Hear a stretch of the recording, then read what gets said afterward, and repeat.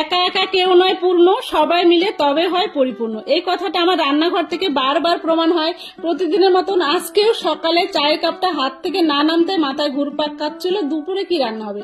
শুরু করে দিলাম রান্না বান্না। প্রথমে কড়াই তেল গরম করে তেজপাতা, শুকনো লঙ্কা, কাঁচা লঙ্কা আর পাঁচফোড়ন, এই মশলাগুলো একসঙ্গে যখন মিলেমিশে গন্ধ ছড়িয়ে দিল, তখন আমি আগে থেকে মেখে রাখা লবণ হলুদ দিয়ে মাছের মাথাটা দিই। মাছের মাথাটা ভাজা হয়ে গেলে আগে থেকে কেটে রাখা সবজি আলু, সিম, গাজর, বরবটি, পেঁয়াজ, ঝিঙে মানে যা যা ছিল আমার ভান্ডারে সব লম্বা লম্বা করে কেটে দিলাম।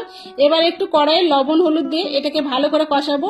এর আগের একটা ভিডিওতে জয়ন্ত কুমার মন্ডল আমার এক ভাই কমেন্ট করেছে, দিদি ভাই সত্যি যেমন তোমার সুন্দর রান্না তেমন তোমার কথায়, এক কথায় অসাধারণ। অনেক ভালোবাসা দিদি ভাই তোমাকে, তোমাকেও অনেক ভালোবাসা ভাই।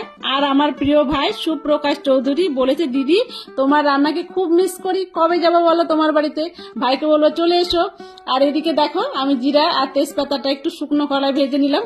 আর আমার হেল্পিং হ্যান্ড বড় আমার মেয়ে গো, সে মশলাটা বেটে দিল। এদিকে মশলাটা বাটতে বাটতে সবজিটা ভালো কষানো হয়ে গেছে। এবার আমি ভাজা মশলাটা দিয়ে দিলাম।